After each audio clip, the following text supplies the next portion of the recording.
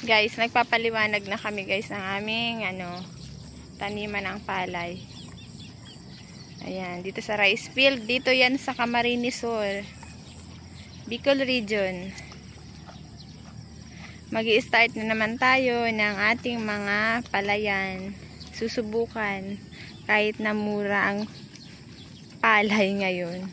Susubukan lalaban pa rin para sa mga magsasaka, para sa mga umaasa.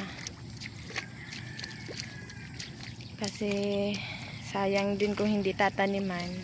Kailangan tanim ng palay dahil maraming kumakain ng bigas. Ayan, galing ni kuya, bata pa siya. Ayun. Isang hektarya din to guys. Yung variety itatanim namin is 216. Yung 216 na variety is bigay siya ng gobyerno, ng DA.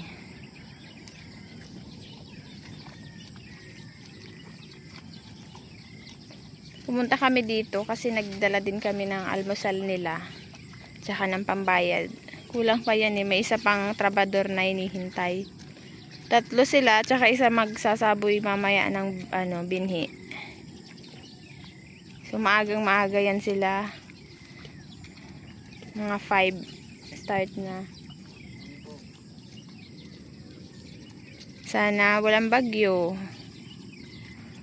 Para hindi masira yung mga isasaboy mamayang binhi.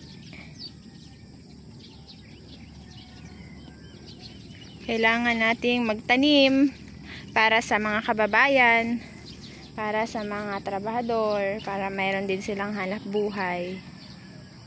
At para sa bayan, para may bigas. Sana naman sana magmura na yung mga abono, yung mga ginagamit sa pagsasaka kasi ang mamahal na.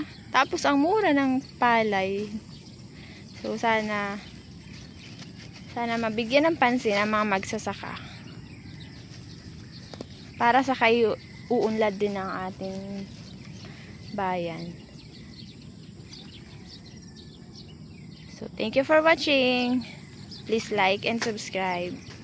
Bye.